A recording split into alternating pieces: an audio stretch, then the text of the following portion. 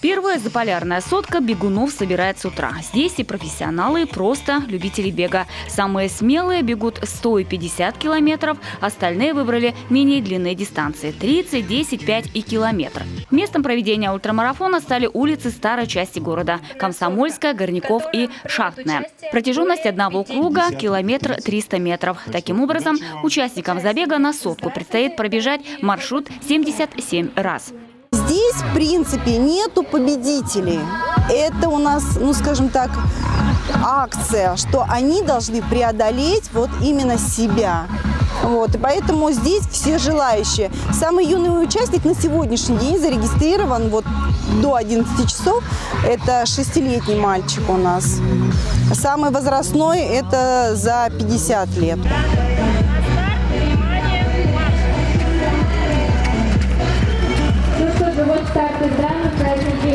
Перед началом состязания организаторы напоминают участникам: по правилам ультрамарафона можно преодолеть дистанции шагом, но лимит времени не должен превышать 14 часов. Такие мероприятия – это пример для молодых ребят, девчонок, которые только-только начинают со спортом.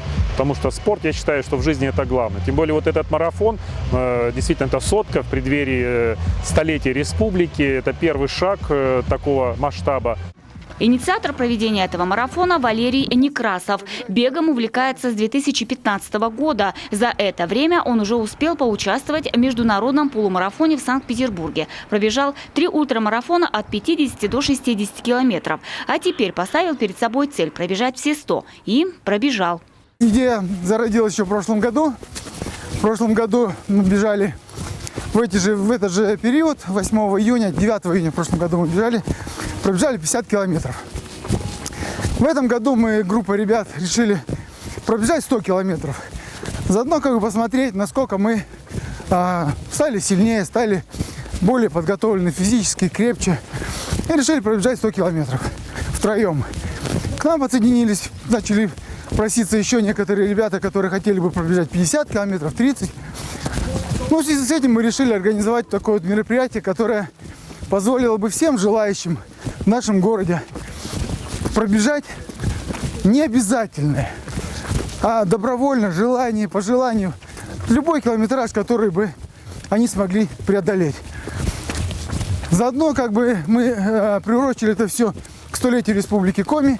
Беговой стаж Игоря Гончарова – 42 года. В 2017-м в Воркуте преодолел забег на дистанцию 144 километра за 18 часов, а на сей раз преодолел сотку. Нелегко далась дистанция, но на 50 километрах было очень тяжело. Какой-то такой момент был переломный. Накрывать немножко начало, колено болело. Вот. Ну а потом состояние стабилизировалось. Вот. Ребята немножко не ожидали.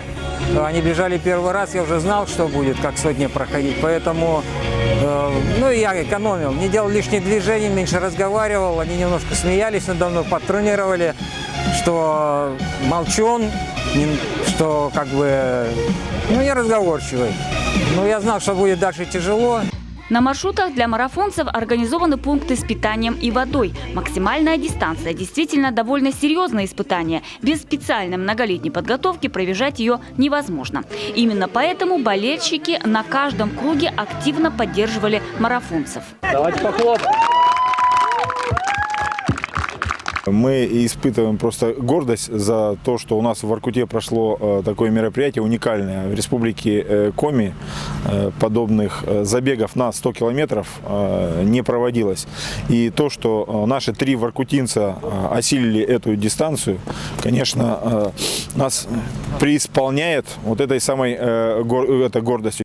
Первая заполярная сотка стала для горожан настоящим праздником. Организаторы надеются, забег станет традиционным, а участников с каждым годом будет все больше.